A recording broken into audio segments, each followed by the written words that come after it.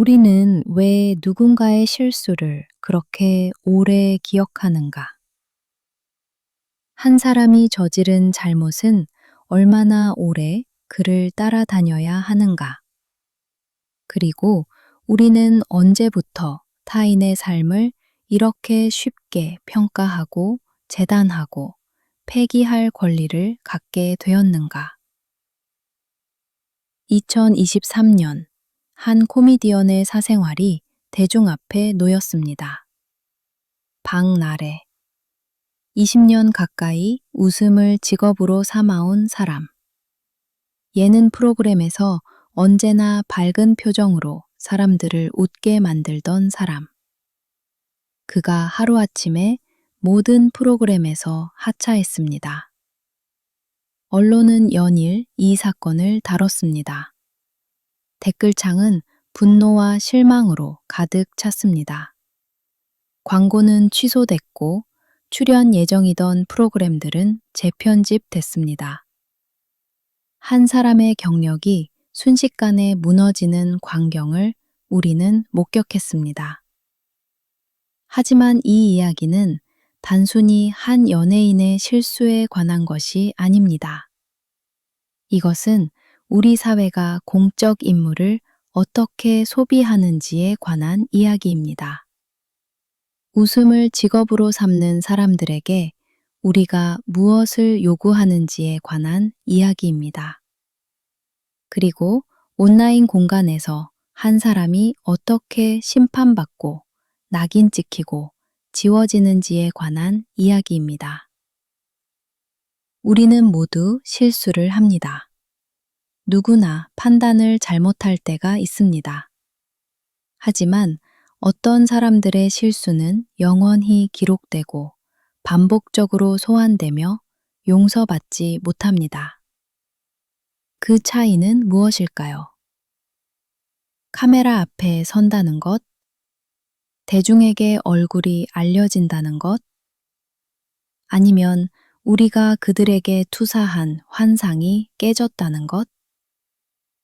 오늘 우리는 박나래라는 개인이 아닌 박나래 사건이 드러낸 구조를 이야기하려 합니다.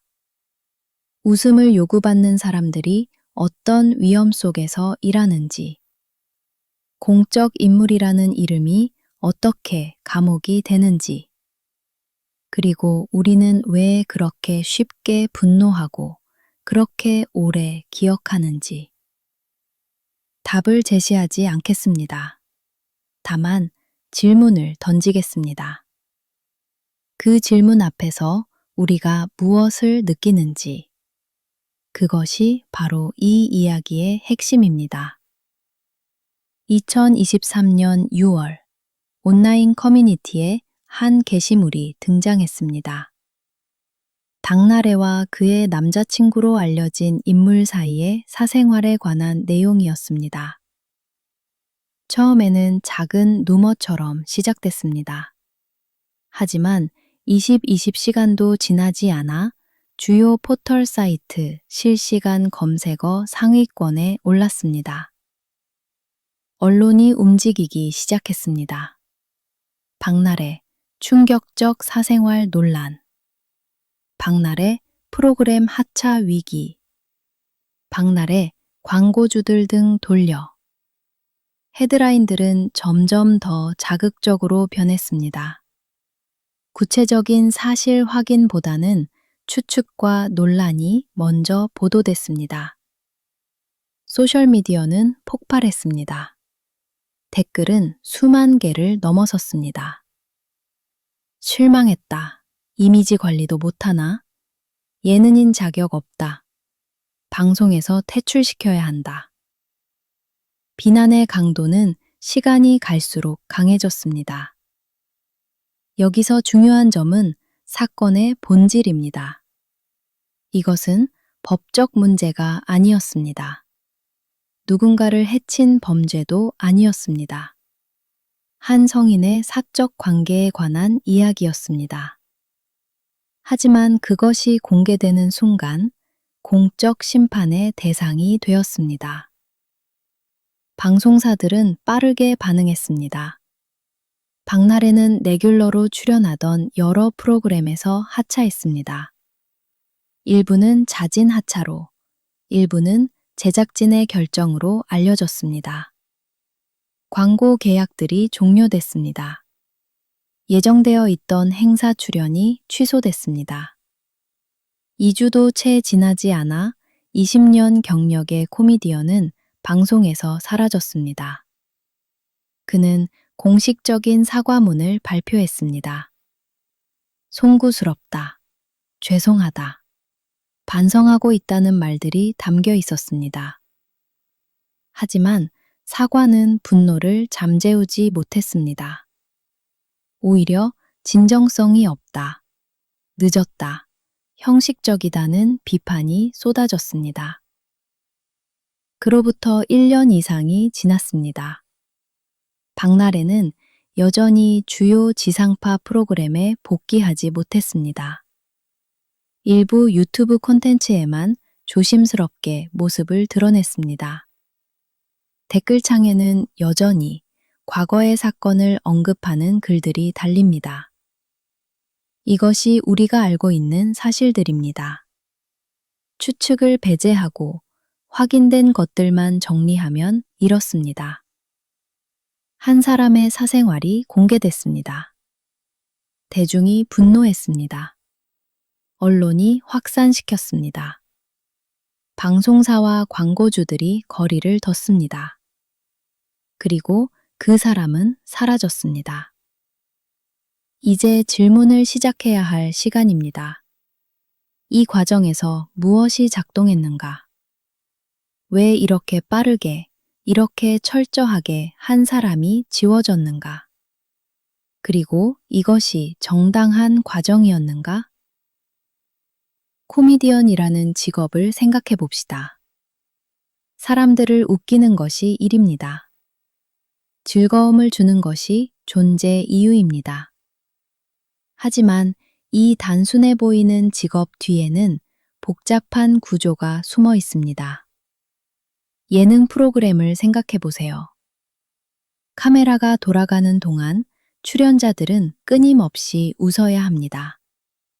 리액션을 해야 합니다. 분위기를 살려야 합니다. 재미없다는 평가는 곧 프로그램에서의 퇴출을 의미합니다. 이것을 감정 노동이라고 부릅니다. 자신의 진짜 감정을 숨기고 요구되는 감정을 표현하는 일. 서비스업 종사자들이 늘 웃어야 하는 것처럼 코미디언들은 늘 즐거워 보여야 합니다. 카메라 앞에서든 카메라 밖에서든. 한 베테랑 코미디언은 이렇게 말했습니다. 길에서 팬을 만나면 무조건 밝게 웃어야 해요. 피곤해도 속상한 일이 있어도. 왜냐하면 제가 시무룩하면 저 사람 실물은 별로네 라는 말이 인터넷에 올라오거든요. 이것은 단순한 친절의 문제가 아닙니다. 생존의 문제입니다. 예능인의 가치는 숫자로 측정됩니다. 시청률, 화제성 지수, 온라인 반응, 포털 사이트 실시간 검색어 순위. 이 숫자들이 낮으면 다음 시즌에 이름이 빠집니다. 새로운 프로그램 제의가 줄어듭니다. 경쟁은 치열합니다. 매년 새로운 얼굴들이 등장합니다. 신선함은 가장 중요한 자산. 공인이라는 단어를 떠올려 봅시다. 공적 인물, 사회에 영향력을 행사하는 사람, 대중에게 알려진 사람. 전통적으로 공인의 범주는 명확했습니다. 정치인, 고위공무원, 대기업 총수. 이들은 권력을 가진 사람들입니다. 그들의 행동은 많은 사람들에게 영향을 미칩니다. 따라서 더 높은 윤리적 기준이 요구됩니다. 하지만 오늘날 공인의 경계는 모호해졌습니다. 연예인도 공인입니다. 유튜버도 공인입니다. 인플루언서도 공인입니다. 팔로워가 몇만 명만 넘어도 공인이라고 불립니다. 문제는 이것입니다. 공인에게는 사생활이 없습니다. 아니, 정확히는 사생활이 허락되지 않습니다. 공인이면서 사생활을 지키려 한다고? 대중에게 얼굴을 팔면서 사생활을 요구하나? 이런 논리가 당연하게 받아들여집니다. 공인의 모든 행동은 감시됩니다. 식당에서 무엇을 먹는지, 누구와 함께 있는지, 어떤 옷을 입는지, 심지어 쓰레기를 어떻게 버리는지까지 모든 것이 기록되고 공유되고 평가됩니다. 그리고 조금이라도 기대에 어긋나면 사과를 요구받습니다. 사과해라. 반성하고 있다는 걸 보여줘라. 진정성 있게 사과해라. 사과의 형식도 정해져 있습니다. 너무 빨라도 안 됩니다. 반성이 부족하다. 너무 늦어도 안 됩니다. 뻔뻔하다. 너무 짧아도 안 됩니다. 성의가 없다. 너무 길어도 안 됩니다. 변명하고 있다. 공인에게는 완벽한 도덕성이 요구됩니다. 세금을 정확히 내야 합니다.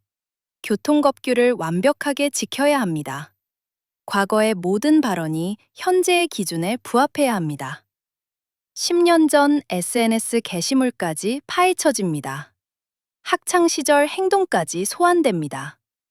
흥미로운 점은 이것입니다. 같은 행동도 누가 하느냐에 따라 평가가 달라집니다. 일반인이 사생활 논란에 휘말리면 개인의 일이잖아. 공인이 사생활 논란에 휘말리면 공인의 자격이 없다. 박나래 사건에서도 이런 논리가 작동했습니다. 공인이면서 어떻게 그럴 수 있나? 방송인이 그런 사생활을? 팬들을 생각해야지. 하지만 질문해 봅시다. 박나래의 사생활이 누군가를 해쳤나요? 법을 어겼나요? 공적 자금을 유용했나요? 권력을 남용했나요? 아닙니다. 한 성인의 개인적 관계였을 뿐입니다. 그럼에도 불구하고 공인이라는 이유로 공적 심판의 대상이 되었습니다. 공인이라는 지위는 특권처럼 보입니다. 유명세, 돈, 영향력. 하지만 동시에 그것은 감옥입니다. 당신의 모든 선택이 감시받습니다. 당신의 모든 실수가 영구적으로 기록됩니다. 당신은 인간이기를 포기하고 상징이 되어야 합니다. 여기서 근본적인 질문이 생깁니다. 우리는 왜 공인에게 이런 것을 요구하는가? 완벽한 도덕성, 일관된 캐릭터, 끝없는 사과. 이것이 정당한 요구인가? 아니면 우리가 만들어낸 환상을 지키기 위한 강요인가? 박나래는 웃음을 팔았습니다. 즐거움을 제공했습니다. 그 대가로 경제적 보상을 받았습니다. 하지만 그와 함께 인간으로서의 권리도 포기해야 했습니다. 실수할 권리, 사생활을 가질 권리, 용서받을 권리. 이것이 공정한 거래였을까요? 이제 우리는 이 모든 것이 작동하는 공간으로 들어갑니다. 온라인, 인터넷, 소셜미디어. 여기서 한 사람의 이미지는 만들어지고 파괴됩니다. 먼저 알고리즘을 이해해야 합니다. 포털 사이트, 유튜브, 소셜미디어 플랫폼. 이들은 모두 같은 원리로 작동합니다. 참여를 극대화하라. 클릭을 늘려라. 체류 시간을 늘려라. 그리고 무엇이 가장 많은 참여를 이끌어낼까요? 분노입니다. 놀라움입니다. 스캔들입니다. 논란입니다. 긍정적인 내용보다 부정적인 내용이 더 빠르게 확산됩니다. 칭찬보다 비난이 더 많은 댓글을 만들어냅니다. 박나래 사건을 떠올려 봅시다. 첫 기사가 나온 후 1시간. 같은 내용의 기사가 수십 개 생산됩니다. 각 언론사마다 조금씩 다른 제목을 붙입니다. 충격, 논란, 파문, 위기. 단어들은 점점 더 자극적으로 변합니다. 그리고 댓글이 달립니다. 첫 댓글은 비교적 온건합니다. 이게 사실이야? 확인된 거야? 하지만 댓글이 쌓일수록 톤이 변합니다. 실망이다. 방송 나오지 마라. 이미지 관리도 못하나? 이것을 군중 심리라고 부릅니다. 개인으로 있을 때와 군중 속에 있을 때 사람은 다르게 행동합니다. 익명성이 보장되면 억제가 풀립니다. 책임감이 분산되면 더 과격해집니다. 나 혼자만 이렇게 생각하는 게 아니야. 다들 비난하고 있잖아. 유튜버들과 온라인 커뮤니티도 움직입니다. 박나래 사건 총정리. 박나래의 진실. 박나래가 몰락한 진짜 이유. 썸네일은 자극적입니다. 제목은 클릭을 유도합니다. 조회수는 수십만, 수백만을 넘어갑니다. 그리고 정보는 왜곡됩니다. 원래 사실에 추측이 더해집니다. 추측은 단정으로 변합니다. 단정은 새로운 사실이 됩니다. 원본 기사를 확인하는 사람은 많지 않습니다. 제목만 보고 판단합니다. 댓글만 보고 분위기를 파악합니다. 이렇게 낙인이 만들어집니다. 한번 형성된 이미지는 지워지지 않습니다. 검색창에 이름을 치면 연관 검색어가 뜹니다. 박나래 논란, 박나래 사건, 박나래 하차. 과거의 사건이 현재형으로 계속 존재합니다. 디지털 공간에서는 잊힌다는 것이 없습니다. 기사는 삭제되지 않습니다. 댓글은 영구적으로 남아 있습니다. 캡처된 이미지들은 계속 재생산됩니다. 5년이 지나도 10년이 지나도 검색하면 그 사건이 나옵니다. 오프라인에서라면 시간이 치유합니다. 사람들은 있습니다. 새로운 일상이 시작됩니다. 하지만 온라인에서는 시간이 의미가 없습니다. 과거와 현재가 동시에 존재합니다. 복귀를 시도하면 어떻게 될까요? 댓글창에 과거가 소환됩니다. 아직도 반성 안 했나? 뻔뻔뻔하게 다시 나오네? 과거를 잊었나 봐. 새로운 시작은 허락되지 않습니다. 여기서 우리는 질문해야 합니다. 이것이 정의인가? 아니면 끝없는 처벌인가? 한 번의 실수는 평생의 죄가 되어야 하는가? 이제 가장 어려운 질문을 마주할 시간입니다. 우리는 왜 분노하는가? 왜 한 연예인의 사생활에 그토록 강한 감정을 느끼는가? 박나래의 행동이 우리 삶에 직접적인 영향을 미쳤나요? 심리학자들은 말합니다. 분노는 가장 전염성이 강한 감정이라고. 그리고 분노는 쉽습니다. 복잡한 사고가 필요 없습니다. 명확한 선과 악을 만들어냅니다. 저 사람은 잘못했다. 저 사람은 처벌받아야 한다. 한국 사회를 봅시다. 경쟁은 치열합니다. 불안은 만연합니다. 내일이 보장되지 않습니다. 열심히 일해도 나아지는 게 없습니다. 집값은 오르고 물가는 오르고 기회는 줄어듭니다. 이런 사회에서 사람들은 무력감을 느낍니다. 내 삶을 통제할 수 없다는 느낌, 아무리 노력해도 바뀌지 않는다는 좌절. 이 감정들은 어디로 가야 할까요? 대리 분노라는 개념이 있습니다. 진짜 분노의 대상에게는 화를 낼 수 없을 때 그 분노를 다른 곳으로 향하게 하는 것. 시스템에 화가 나지만 시스템은 너무 큽니다. 구조적 불평등에 화가 나지만 그것은 추상적입니다. 하지만 한 연예인의 실수는 구체적입니다. 명확합니다. 그리고 안전합니다. 정의라는 말을 생각해 봅시다. 우리는 정의를 실현하고 있다고 느낍니다. 잘못한 사람을 비판하는 것. 이것은 옳은 일처럼 보입니다. 도덕적으로 정당한 것처럼 느껴집니다. 하지만 여기에 위험이 있습니다. 정의라는 이름으로 우리는 공격성을 정당화합니다. 이건 비판이야, 비난이 아니야. 잘못한 사람한테는 이렇게 해야지. 나는 올바른 일을 하고 있어. 도덕적 우월감은 중독성이 있습니다. 역사를 돌아봅시다. 마녀 사냥, 공개 처형, 군중 재판. 당시 사람들도 정의를 실현한다고 믿었습니다. 악을 제거한다고 생각했습니다. 하지만 시간이 지나고 보니 그것은 집단 광기였습니다. 오늘날 우리는 다르다고 말할 수 있을까요? 형태만 바뀌었을 뿐 본질은 같지 않을까요? 광장에서 SNS로, 돌팔매에서 댓글로. 하지만 메커니즘은 동일합니다. 어려운 진실이 하나 있습니다. 우리는 모두 가해자가 될 수 있습니다. 나는 그냥 댓글 하나 달았을 뿐, 나는 기사 하나 공유했을 뿐. 하지만 그 하나가 모이면 파도가 됩니다. 그 파도는 사람을 집어삼킵니다. 실제로 사람들이 죽습니다. 악플과 사이버 불링으로.